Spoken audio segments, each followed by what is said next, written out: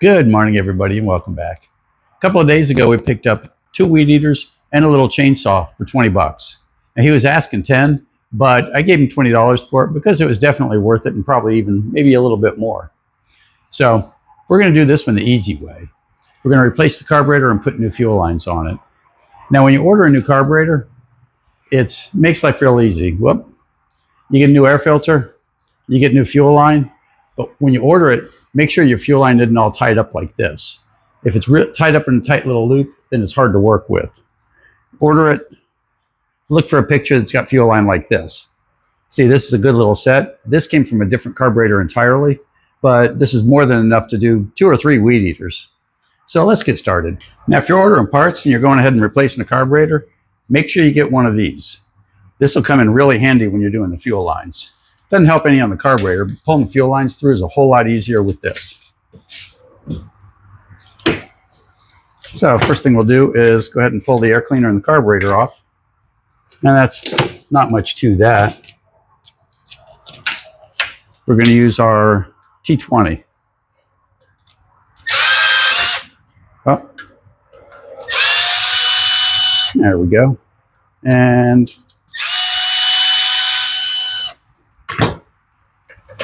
that's about it, and your carburetor's out of the way.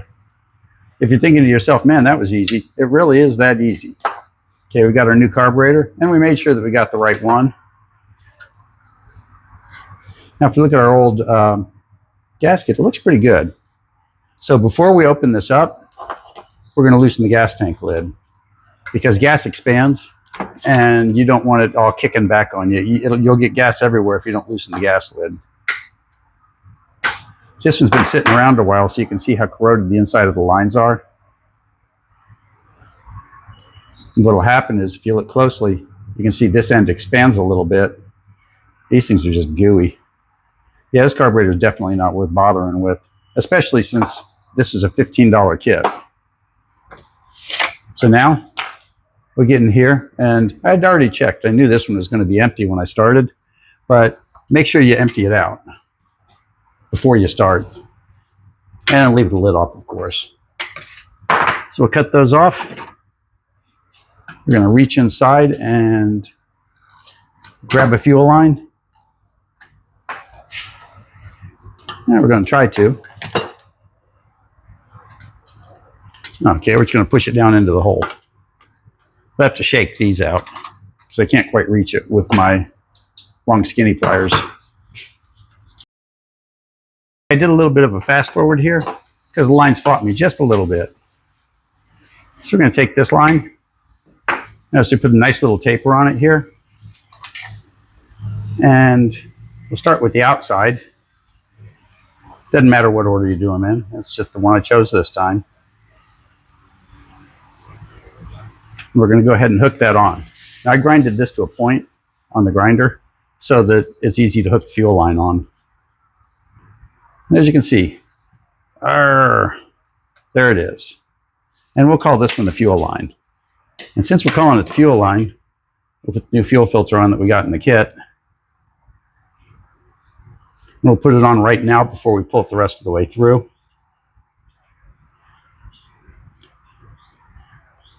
There we go. You want to make sure that it fits nice and tight. If it doesn't, you might even need to get a different line. But 99% of the time they do. I'm going to put all the fuel line in, and I'm going to pay attention looking inside this hole when I pull this back. Make sure that ends up right about in the center.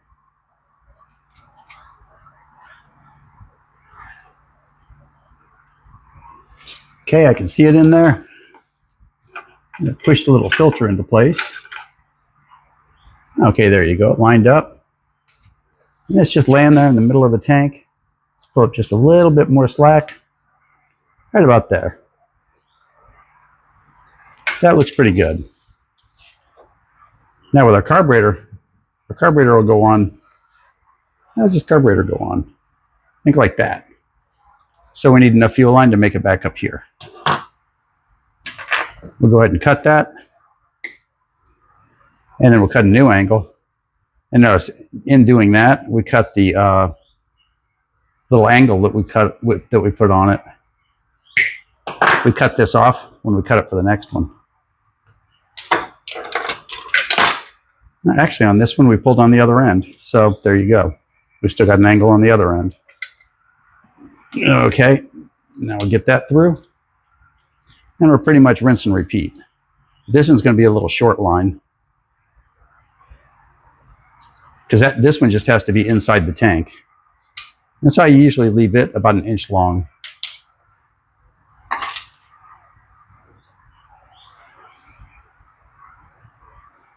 So since we've already got this on the other end, we'll go ahead and cut that off, and we're going to pull it through until it's sitting inside the tank right where we want it. We're doing it this way just so we save fuel line for the next one.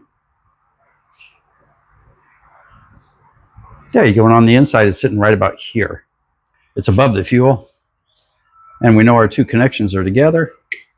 So there you go, you've got new fuel lines. Just that easy peasy. So let's put the carb on. The first thing we'll do is hook up the linkage. And when we bought it, we had these sitting next to each other on the computer so that we knew we'd get them right. And here's the only thing you have to pay attention to from here on out, is make sure that these go on the right spot. It's easy to tell if you miss, because no fuel will pump. So we're going to put these on randomly.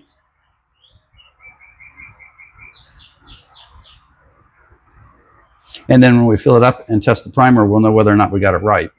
I'm not pushing them on too terribly tight quite yet. Now, the old gasket is functional for this one. And when we ordered it, we paid attention that this little hole matched that little hole. These are what you call your negative pressure port on the carburetor. And air from the exhaust comes through here, or from the crankcase rather, comes through here, and it vibrates this, and that's what pumps the fuel.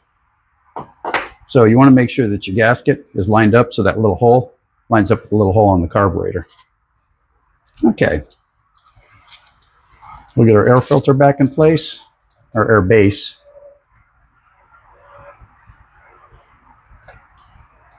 Slide these big boys on.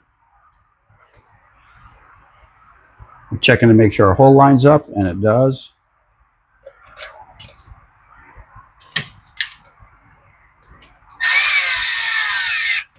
And easy peasy, you've got a carburetor. This one is a little slow coming off too. Make sure nothing's tied up. Okay. Now theoretically, this is ready to go. Let's clean up real quick and test it.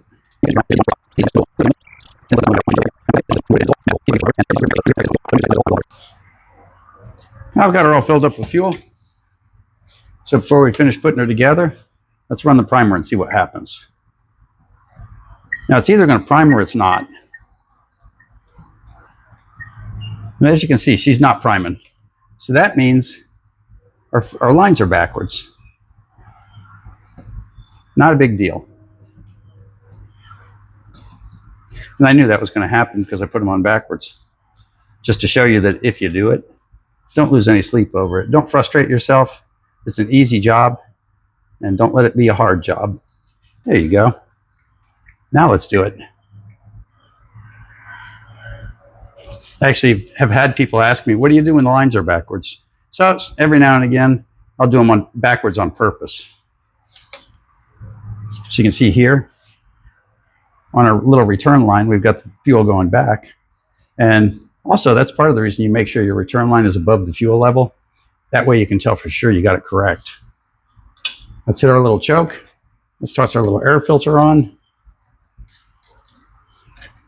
Let's put the fuel up and toss the air filter on. There we go.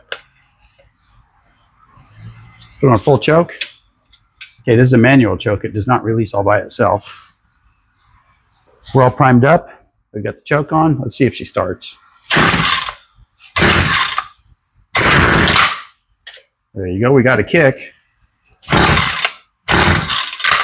Now, let's run her at half choke. I said half choke.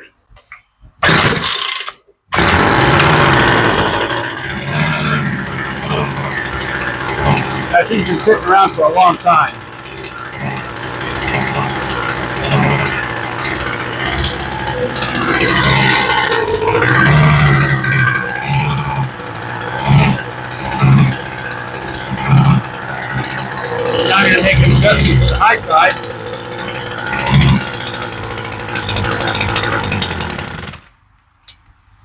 She's been sitting around a really long time. And when I checked these screws, they were all the way adjusted out. And you'll get them like that sometimes. So now I'm doing the inner screw, and I'm going to back it out one full turn. One turn. We're going to go to the high side screw. We're going to back it out one turn. And this is our starting point for adjustment.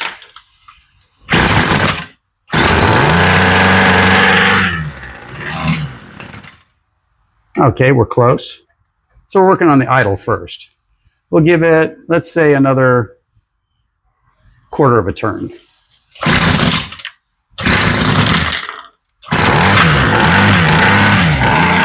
As you can see, even though it's a new carburetor, it needed some adjustment.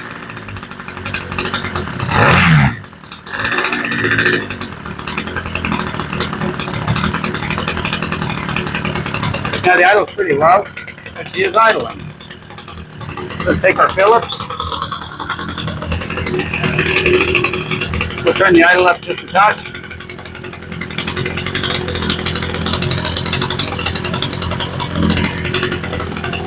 Oh, wrong screwdriver. That's pretty funny.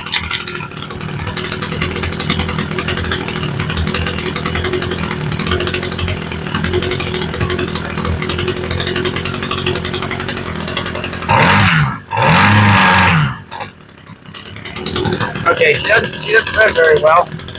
Now we're going to go to the high side, which is the side farthest from the engine.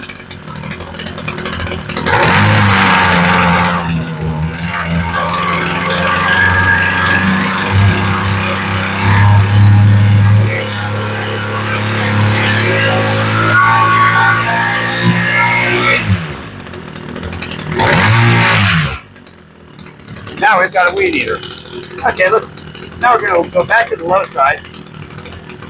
We're going to see if there's any other adjustments that we need done.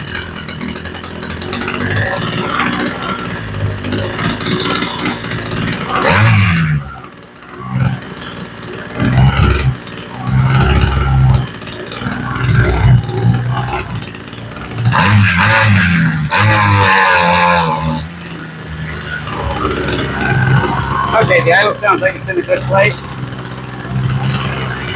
We're going to adjust the high side again.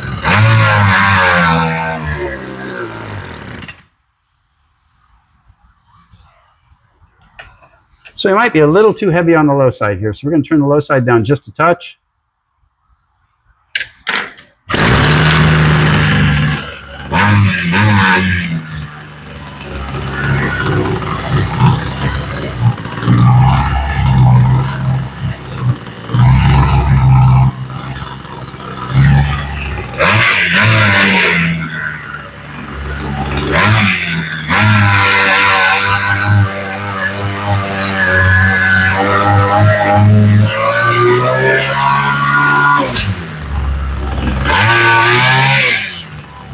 Now we're in the money.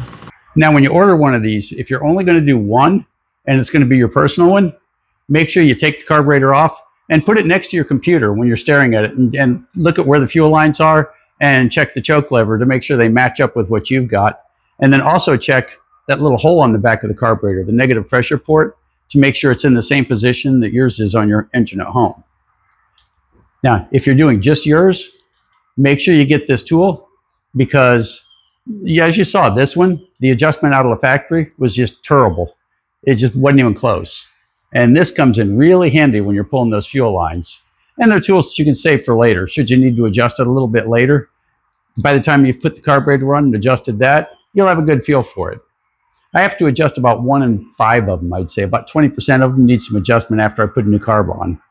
And I use this, well, every day here. So all you new people out there, if you made it this far, you might as well subscribe. It's free, and it's what we work for. So thanks for watching, and we'll see you next time.